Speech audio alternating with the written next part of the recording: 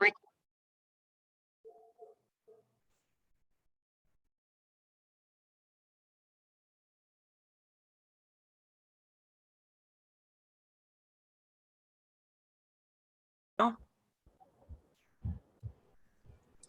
evening, everyone.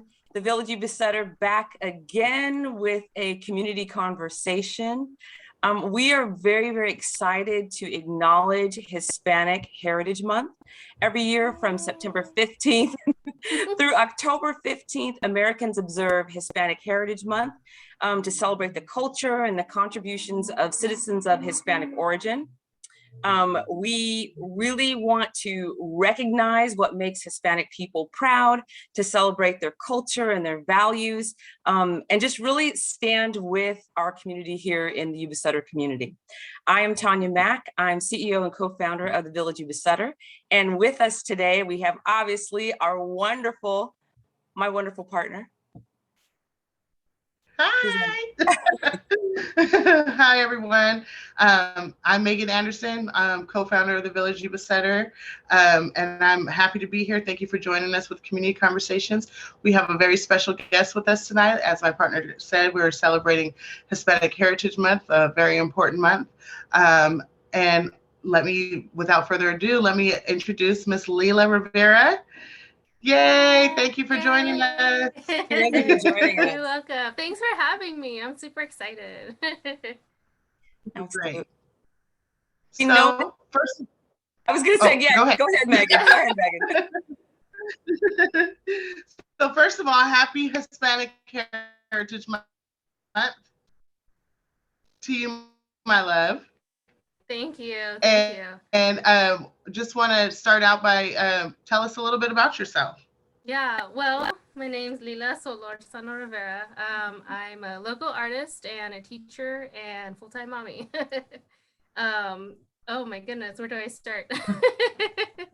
So I was born in Oregon. I've lived in Yuba City since I was about 4 years old.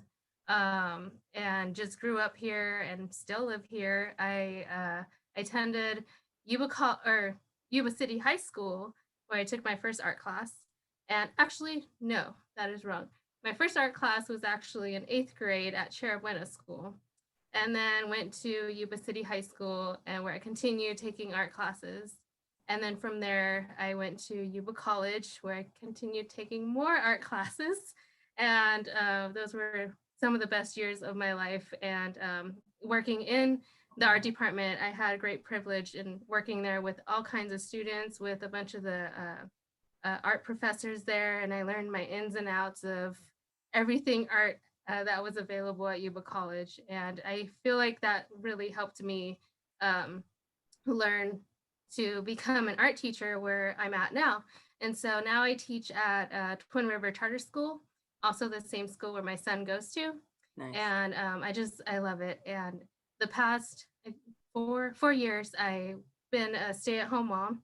And and then so I had to quit my job, not teach for a while, and just been missing it the whole time, but loving motherhood at the same time. Right. And so now I'm so excited that I get to do both, go back to teaching and still be mommy, and continue doing my artwork here at home. So regardless, no matter what I've been doing, I've always been an artist throughout my whole life, creating on a daily. That's awesome. Yeah. So can we expound a little bit more? I know we have our list of questions, but because you were talking about your art, do you want to segue kind of into the reflection that the art is of your culture and that creative process that goes into all the beautiful things that you create? And we do see those images behind you on the wall. Yeah. So it's funny because growing up, I never celebrated Dia de los Muertos, Day of the Dead. Of course, I grew up Mexican culture. My dad's from Mexico. My mom is from Texas. We're straight. We're just 100% Mexican, like on a daily life. But we never really celebrated Day of the Dead. I didn't learn about it until my grandpa passed away. And at that time, it really helped me cope with his passing. I was really close to my grandpa, and he lived in Mexico, and unfortunately I wasn't able to be there when he had passed. And it hit pretty hard. And so one of my friends, who I'm just super thankful for, Kim, I don't know if she'd be watching, but she's a photographer, an amazing photographer. And it was one of the first times I ever collabed with somebody.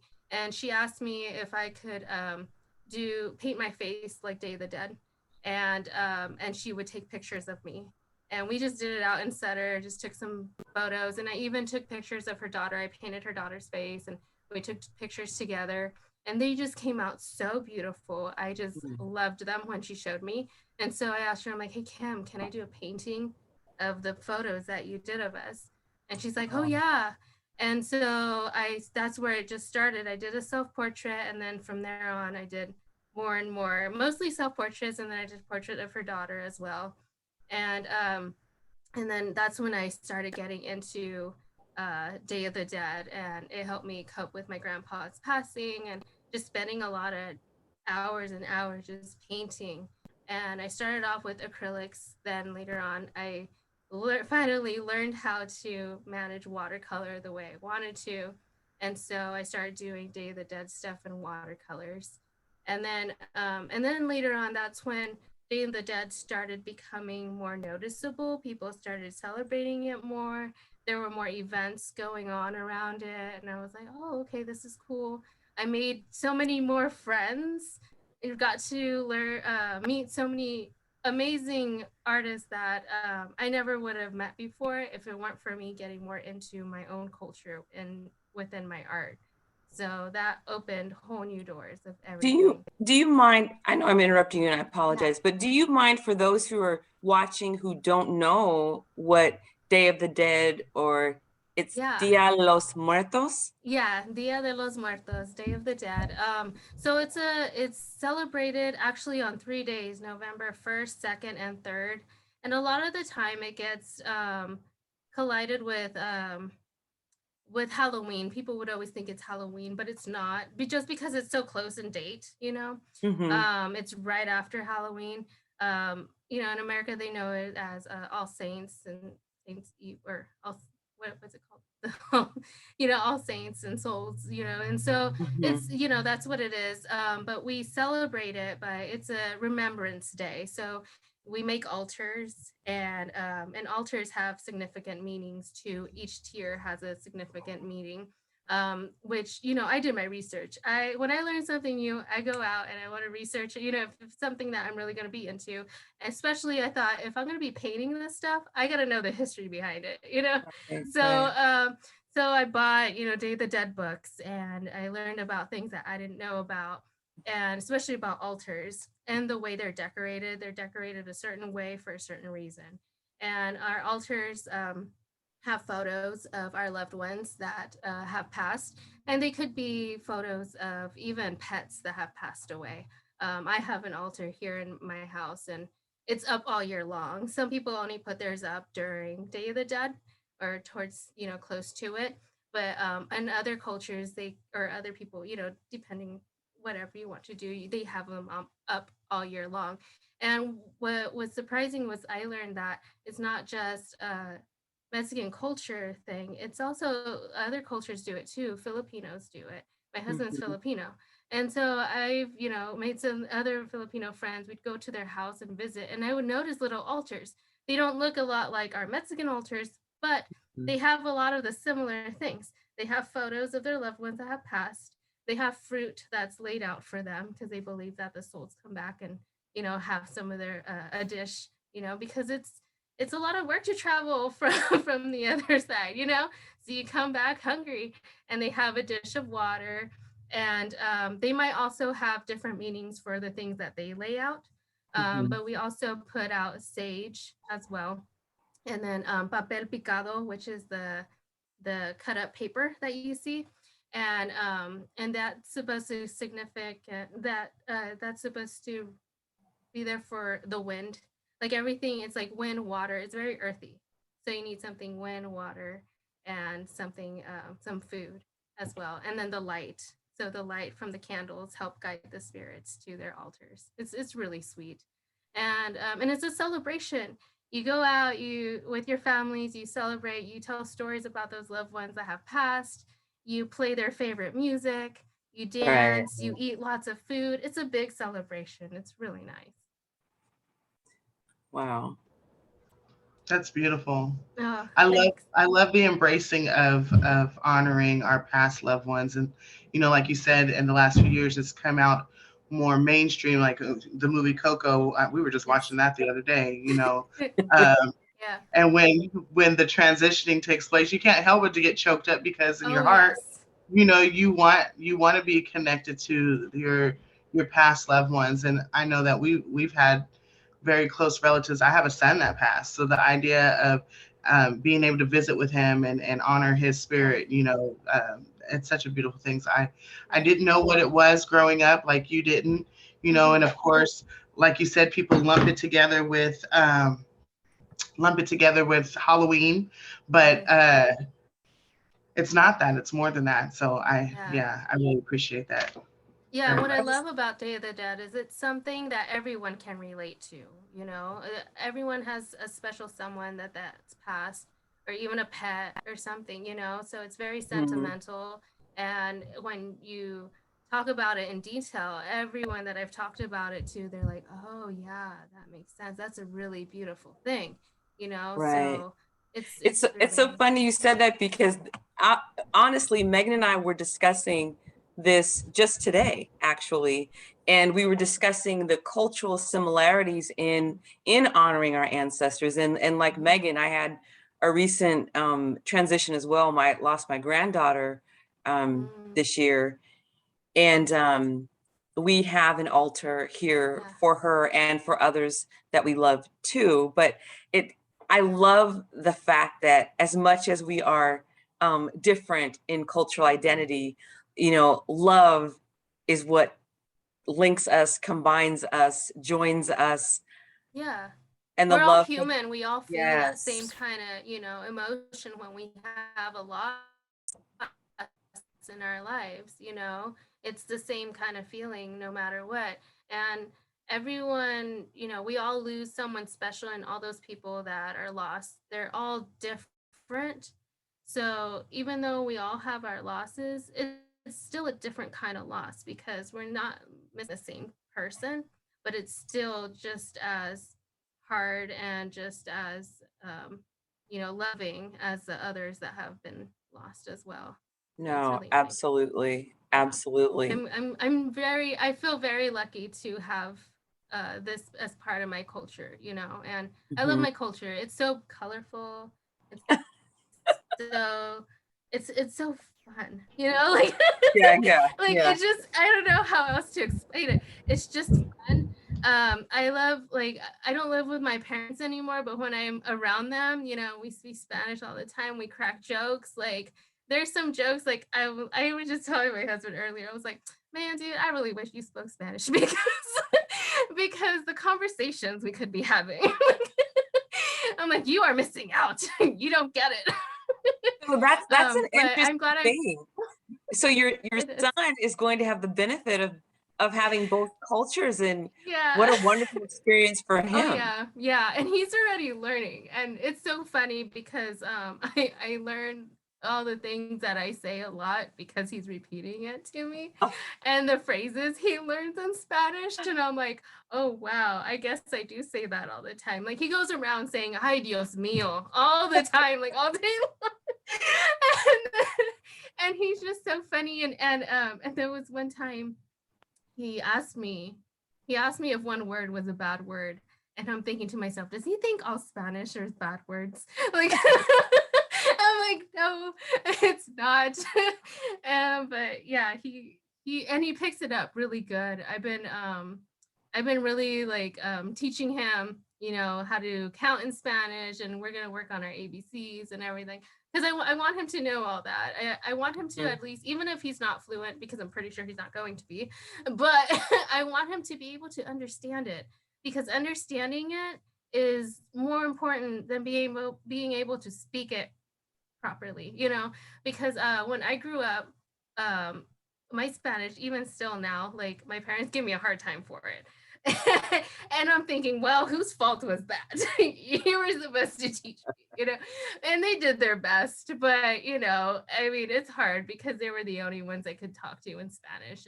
But they would always make fun of me the way I would say words in Spanish. And so that kind of made me not want to speak it, you know, like if someone's going to constantly tease you about it, you don't really want to speak it because I'm thinking, oh no, I'm butchering my own language.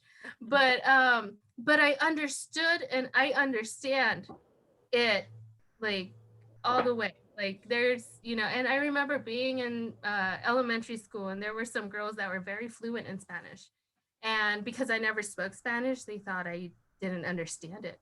And I remember one time being in the lunch line and they were being mean and they were saying some mean things about me. And I was right there. And I turned to them and I told them, I was like, no, don't say that. Like, you know, I stood up for myself and they were just shocked. They were completely shocked, the look on their face that they they were shocked that I knew what they were saying. And I'm like, just because I don't speak it does not mean I don't understand what you're saying, you know? Right. And so that's why to me, I feel like it's really important to at least understand your language, your culture's language. And even if you can't speak it right. But I know as you get old, like if my son, if he wants to get really into it, you know, he could take Spanish classes and I will have those conversations with him. My parents speak to him in Spanish all the time, just for him to hear it. And I know he understands me because sometimes I talk to him and then he'll reply back in English and I'm like, oh, you understood what I said. Okay. I was like, all right, it's getting through.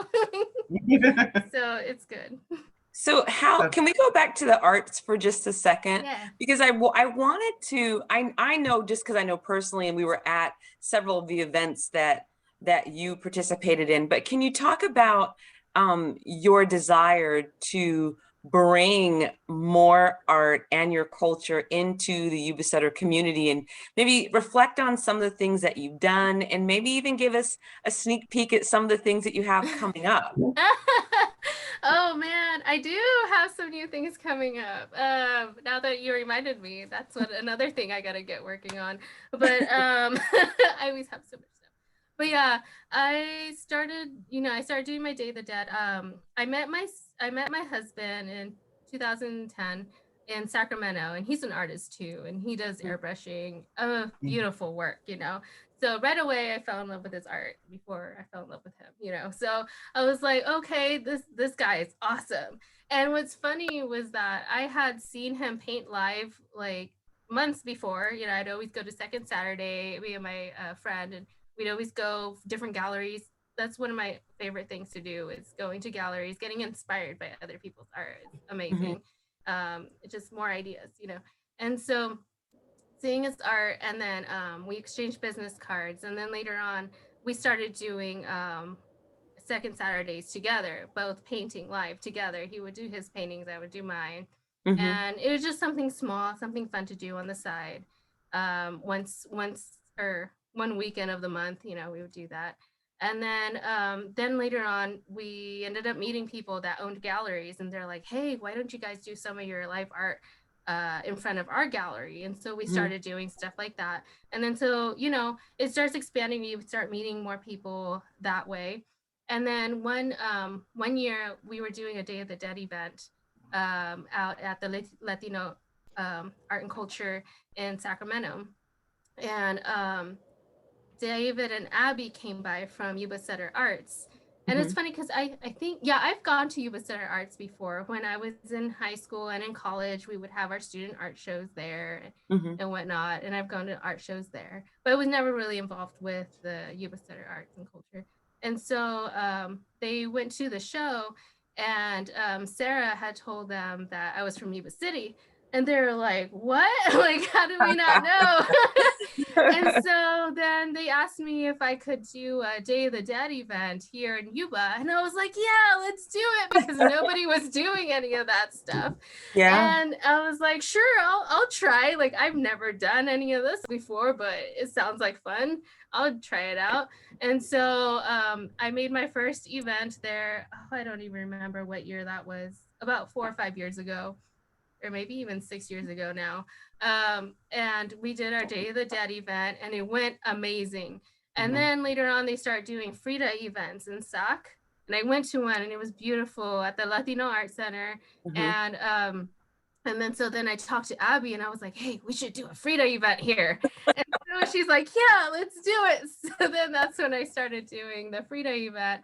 And what was nice was that was able to get a lot of the same artists and vendors from the Day of the Dead to do the Frida, because a lot of these things they collide. It's still our culture, part of our culture. And so that was really great.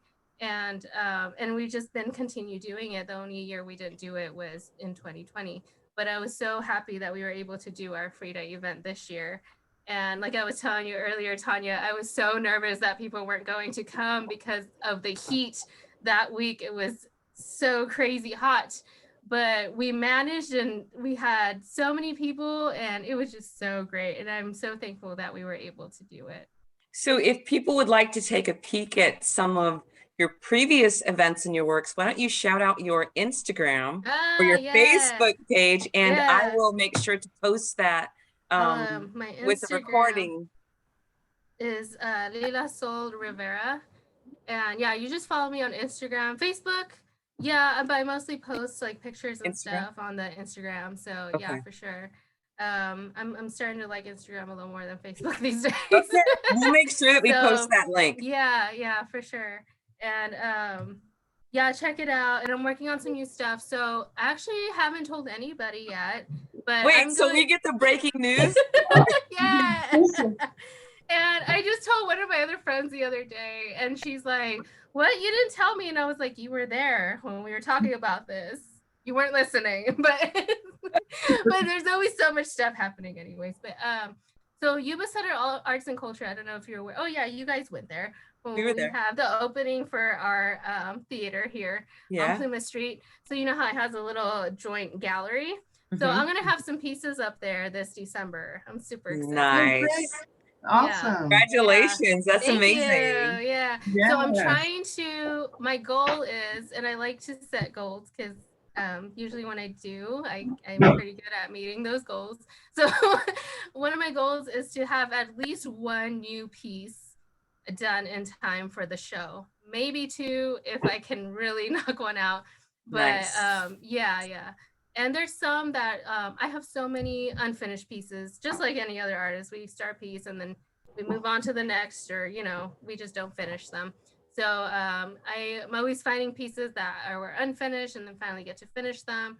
Some that I've looked at for so long and I'm like, you know what? I can do better now. So I go back and rework some pieces. And yeah, so I'm excited. I'm going to have a few. I have a painting right over down here. And it's right over here, and that's Frida down there. And she was up in my kitchen for a while, but I found another Frida painting, and so I put that one up there instead because it just looks so pretty. And so I took mine down, and so I just had her sitting here, and I'm just staring at her. I'm like, you know what? I'm gonna work on you a little bit. And so that's another work in progress right there. Yeah. So who are some artists now that are really inspiring you? That are really inspiring me? Ooh. Yeah. Like local artists or like whatever. Look, whatever is putting the glitter and zazzle in your world. Like what's inspiring you to create right now? Is there anything specific? I don't know. I mean, lately I've been really inspired by my son. He just because I haven't been able to really focus on like my pieces, especially like when he's around me, he needs all my attention. So he gets me to draw for him, and we do a lot of collaborations, me and him.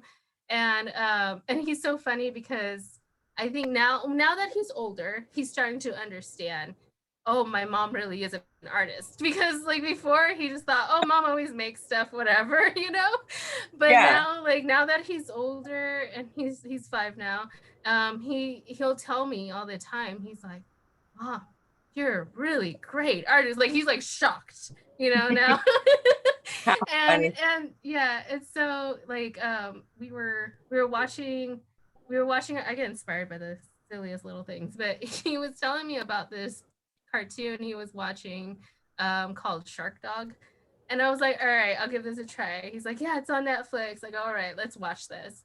And earlier that day, I was already sketching some Spider-Man for him because he likes to color in coloring books, but he'll color a little bit, but then he doesn't stay focused on them. But what I've noticed is that when I draw him a picture, those are the ones that he really wants to finish from beginning to end. And I'm like, wow, okay. So I try to draw him a bunch of them so it keeps him busy and he's just like in his zone on them. And so we were watching Shark Dog, and I just grabbed a marker right quick and a pen and a paper that I just had there. And so we're watching it, and then I start drawing Shark Dog. And he's just like glued to the TV. You know how kids are. He's like glued to the TV. He didn't even realize what I was doing, you know? And then I was like, hey, bud, look. And I hand him the paper, and he's like, what? He's like shocked. He's like, Mom, you drew Shark Dog. And so, you know, just like little things. He knew you were like legit then. That's right. He's like, you drew it just by watching? And I'm like, yeah, but I'm like, I can do that, you know? And it's funny because, like, you know, I always think, like, when I take long breaks of drawing or painting, I'm like, oh my gosh, I hope I don't lose it. Like, what if, and people tell me all the time, you're not gonna lose it. It's like riding a bike, you know how to, you know. And I'm like, I know, but I'm just so used to my detailed stuff and this and that. Drawing cartoons, that's a whole different thing. Like, right. I'm so into like my realism and all this. And so drawing cartoons, I'm like, okay, it teaches me to be a little bit more, what do I want to say? I don't know, more loose, you know, in my drawings, not to be so tight and so accurate. You know, it's a cartoon, like whatever. Like it should be fun, right? Yeah, it should be fun. And I can make it look however silly I want it to be, you know? And isn't that art though? Like that is probably one of the things I think that's amazing about art, because that beauty is in the eye of, obviously we think your pieces are exceptional, but beauty truly and art is in the eye of the beholder, and different things move us in different ways. And you know, that whole diversity aspect is probably the most overused word in this in this conversation tonight, but it is that the differences and the nuances of art that make it so beautiful, and it touches us all so differently. Oh yeah, definitely. Yeah. Yes. Well, Lila, we want to thank you so very much for joining us tonight. And thank you. Beautiful little boy. He's enabled to be an artist. He's got it on both sides equally. So but again, we appreciate you so much for coming out. We appreciate what you do for the community. We look forward to your up and coming events with the arts, with Yuba Sutter Arts and culture. We're grateful to be a part of that with you guys as well. But thank you for your time. Thank you for sharing yourself so freely with us. Thanks for having me. This is so great. Absolutely. If you ever want to do another one, let me know. Absolutely. That's what I was going to say. We would love to have you back again. Yes. Happy Hispanic Heritage Month to you and all our community members. And we want to thank everybody for joining us. We want to thank Yuba College once again for being a partner with us in our community conversations, and we appreciate all of you. Again, we thank our guest, Miss Lila Rivera. I won't try the other last name. But we appreciate you guys for always sticking with us. And the Village Yuba Sutter is here, and we're rocking out with our community, and we thank you again. So you guys have a wonderful night, and life, love, and blessings. Thank you. Bye.